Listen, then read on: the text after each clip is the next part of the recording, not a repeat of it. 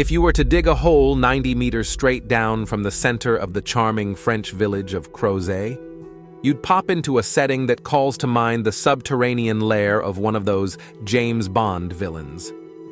A garishly lit tunnel 3 meters in diameter curves away into the distance, interrupted every few kilometers by lofty chambers crammed with heavy steel structures, cables, pipes, wires, magnets, tubes, shafts, catwalks, and enigmatic gizmos. This technological netherworld is one very big scientific instrument, specifically a particle accelerator, an atomic pea shooter more powerful than any ever built. It's called the Large Hadron Collider, and its purpose is simple but ambitious: to crack the code of the physical world, to figure out what the universe is made of. In other words, to get to the very bottom of things. With the capability of answering questions we have never been able to ask before, it is quite understandable that from its beginning, the supermassive machine has captured the imagination of the world. By smashing subatomic particles together at speeds approaching the speed of light, it can confirm the existence of widely predicted particles, discover new ones, and could potentially even create microscopic black holes that lead to other dimensions. It is little wonder the world panicked when it first fired up more than 14 years ago, with headlines describing how a black hole created by the LHC could swallow up the planet. Much of this hysteria originated from an uncertainty regarding the machine, what it is capable of, and what it actually does.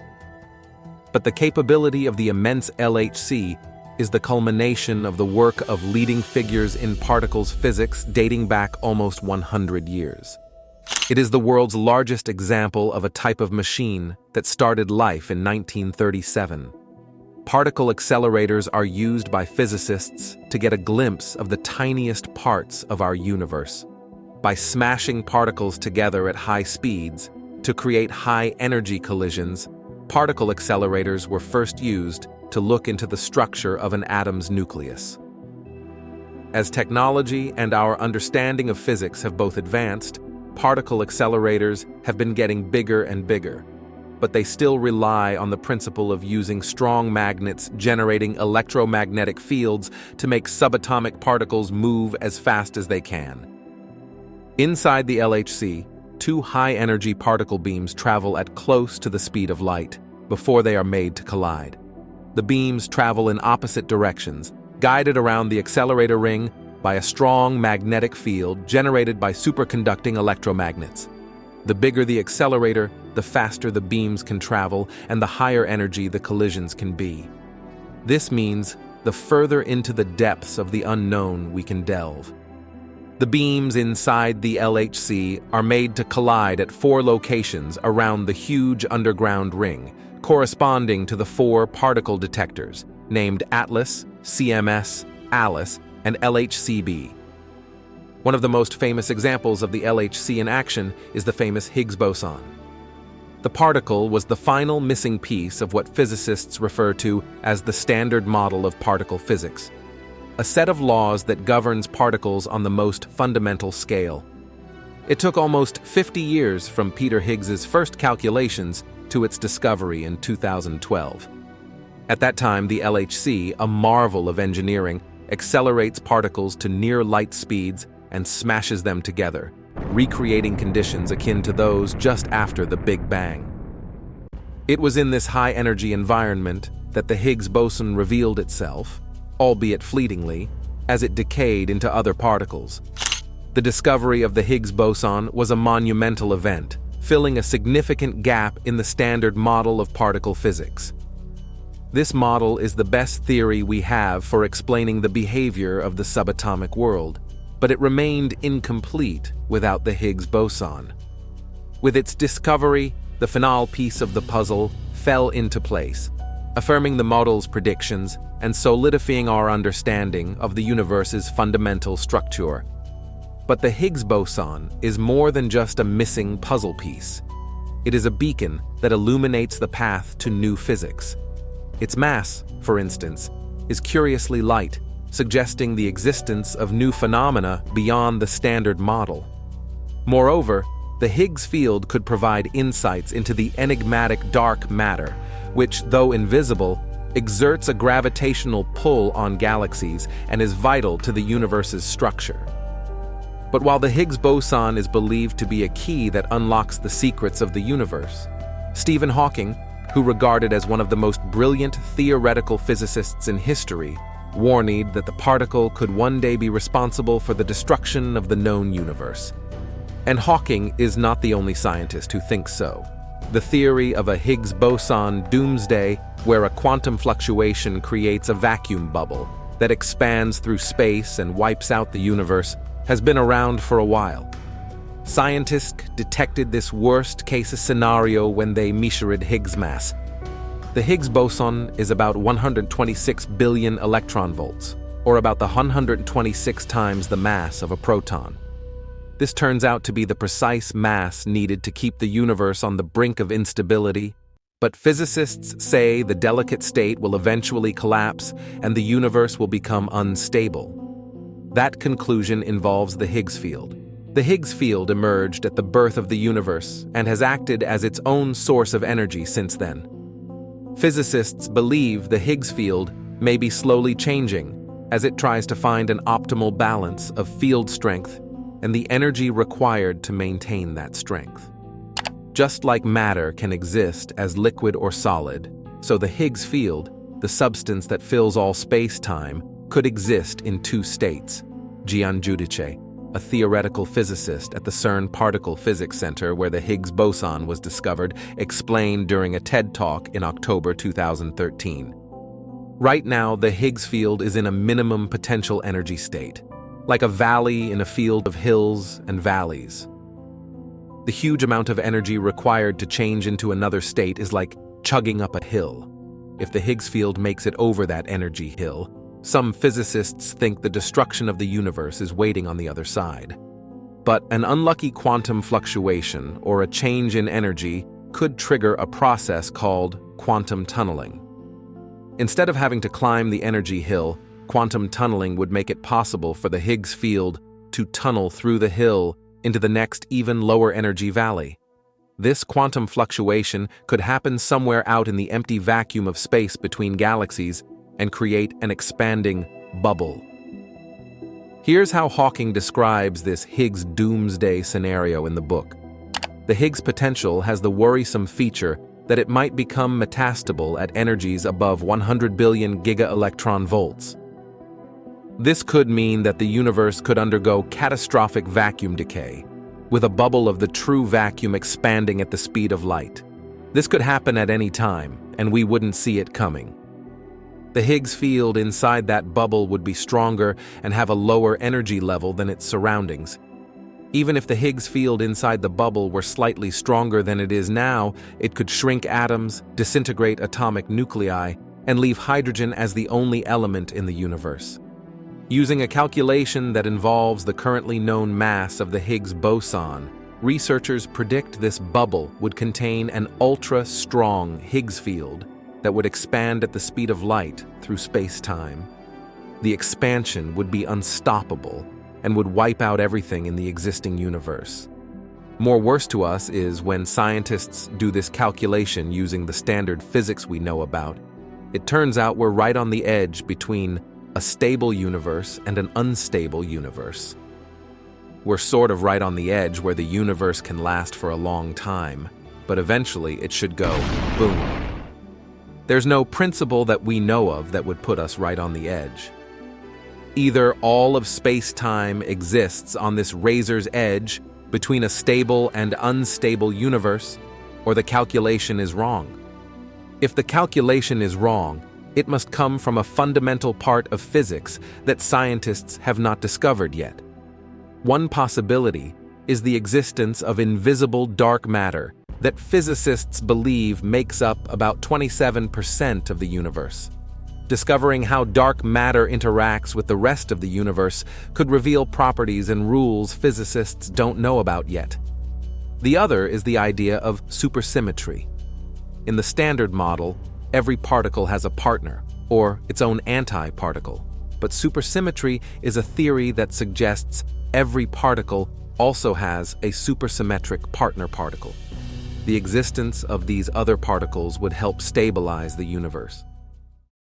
As Fermilab theoretical physicist Joseph Licken said, "We found the Higgs boson, which was a big deal, but we're still trying to understand what it means, and we're also trying to understand all the other things that go along with it." This is very much the beginning of the story, and I've shown you some directions that story could go in, but I think there could be surprises that no one has even thought of. In short, the discovery of the Higgs boson particle in 2012 stands out as the crowning achievement, revolutionizing our understanding of the universe, from the smallest scales of subatomic particles to the vast cosmic web of galaxies. And based on the Higgs discovery, the LHC has opened new frontiers in our understanding of the universe. One such frontier that continues to capture imaginations worldwide is the prospect of alternate dimensions. To understand the idea of alternate dimensions, one must delve into string theory. At its core, string theory proposes that the smallest building blocks of the universe are not point-like particles, but tiny, vibrating strings of energy. This theory naturally requires the existence of more than the familiar 3 dimensions of space and 1 of time. In some string theory variations, there are up to 11 total dimensions. If these extra dimensions exist, how can we detect them? This is where the LHC enters the picture. By studying the gravitational force, which is notably weaker than the other fundamental forces like electromagnetism, physicists have postulated that gravity may be leaking into these extra dimensions. If the LHC can produce miniature black holes, which would quickly evaporate, it might be a telltale sign of these alternate dimensions. This is because such phenomena would indicate that gravity is concentrating at certain tiny points, suggesting the influence of extra dimensions. If the LHC provides evidence of extra dimensions, the implications would be groundbreaking. Not only would this rewrite our fundamental understanding of the universe, but it would also have profound implications for fields like cosmology and quantum mechanics. For example, it could shed light on the mysterious dark matter and dark energy that seem to permeate our universe. These phenomena do not fit neatly into our current understanding, but extra dimensions could provide a framework in which they make sense. While the Large Hadron Collider continues to push the boundaries of what we know about our universe, the idea of alternate dimensions remains theoretical but exciting. As with all scientific endeavors, even if the LHC doesn't find direct evidence of extra dimensions, the research will undoubtedly lead to other unexpected and enlightening discoveries. As the LHC undergoes upgrades and improvements, the world watches with bated breath, hoping for a glimpse into the very fabric of reality itself. While the discovery of alternate dimensions remains speculative, the potential breakthroughs it offers are tantalizing. As the LHC continues its experiments, we may be on the cusp of one of the most groundbreaking revelations in scientific history. Regardless of the outcome, the pursuit itself underscores our unending quest to understand the cosmos. In addition, CERN's physicists have long suspected that mysterious ghost particles in the world around us could greatly advance our understanding of the true nature of the universe. Now, scientists think they've found a way to prove whether or not they exist. Europe's Center for Particle Research, CERN, has approved an experiment designed to find evidence for them. The new instrument will be 1,000 times more sensitive to such particles than previous devices. It will smash particles into a hard surface to detect them instead of against each other, like CERN's main device, the LHC. So what are these ghostly particles, and why was a new approach needed to detect them? The current theory of particle physics is called the Standard Model. It says that everything in the universe is made up of a family of 17 particles, well-known ones such as the electron and the Higgs boson, as well as the lesser-known but wonderfully named charm quark, tau, neutrino, and gluon. Some are mixed up in different combinations to make up the larger, but still incredibly small particles that make up the world around us, as well as the stars and galaxies we see in space, while others are involved in the forces of nature. But there's a problem. Astronomers have noticed things in the heavens, the way galaxies move, for example, that strongly suggest that all that we can observe makes up just 5% of the universe. Some, or even all the rest of the universe, could be made up of the ghost or hidden particles.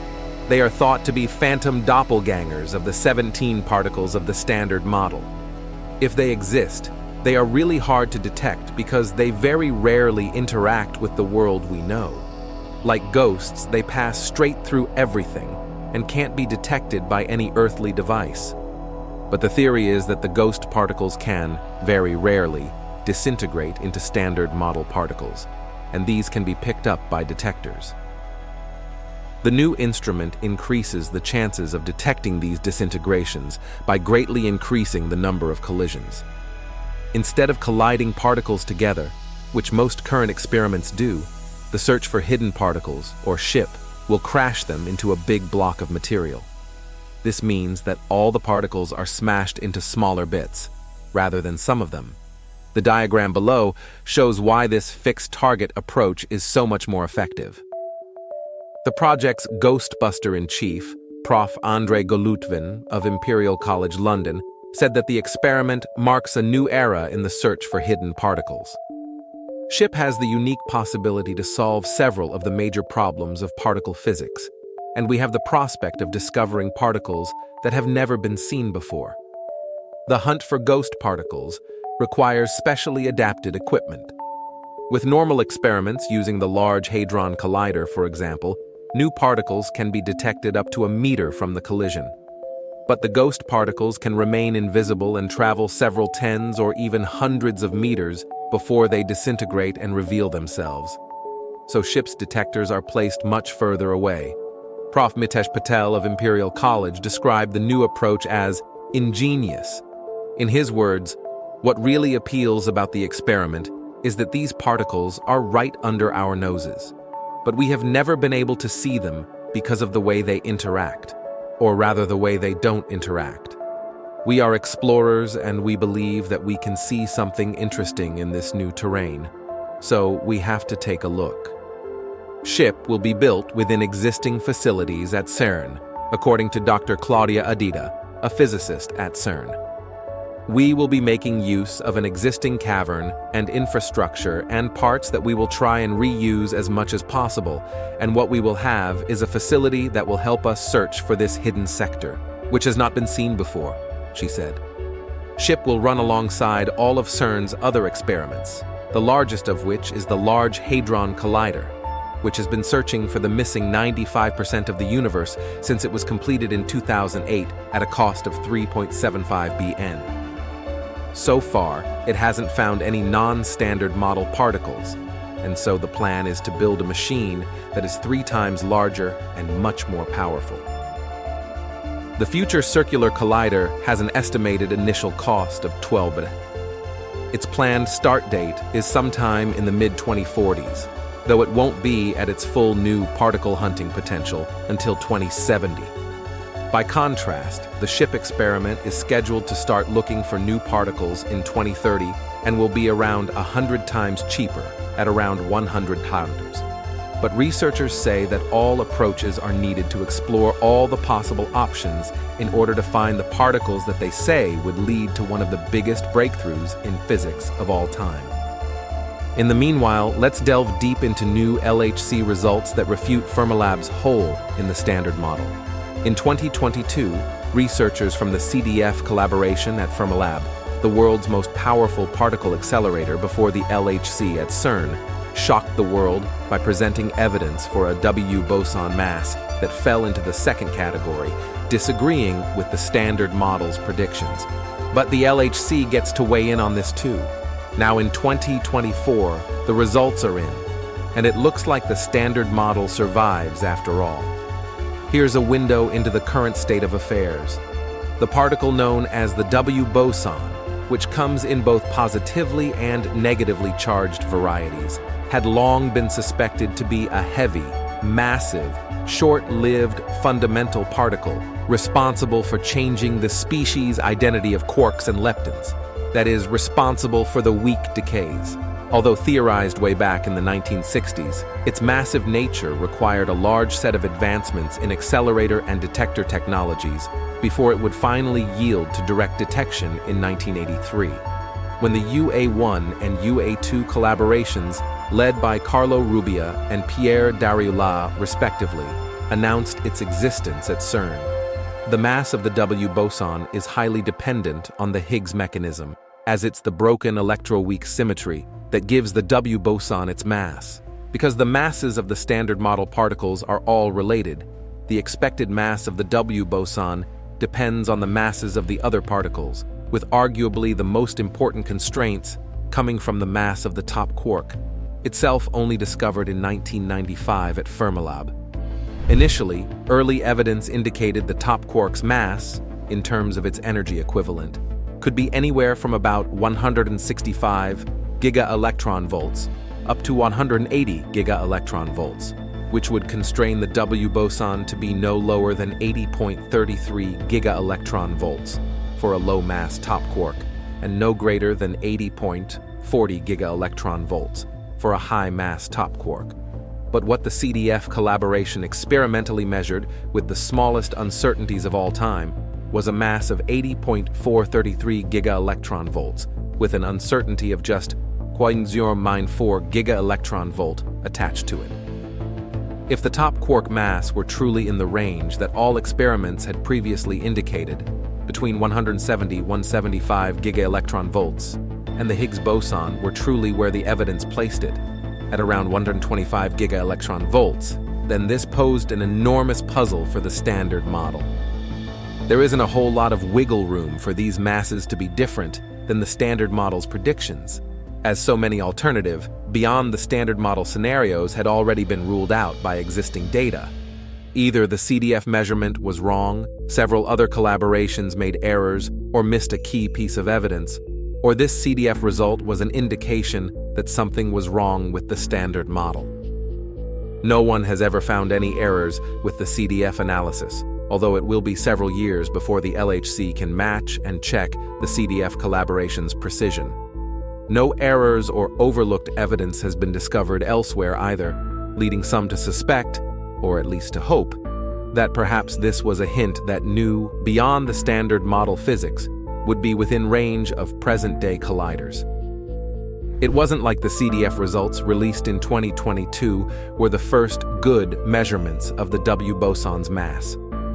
Since its discovery in 1983, various collider experiments using electron-positron collisions, proton-antiproton collisions, and proton-proton collisions had all managed to create large numbers of W bosons, measure their decay products, and use sophisticated detectors to reconstruct properties of the W boson near the collision point.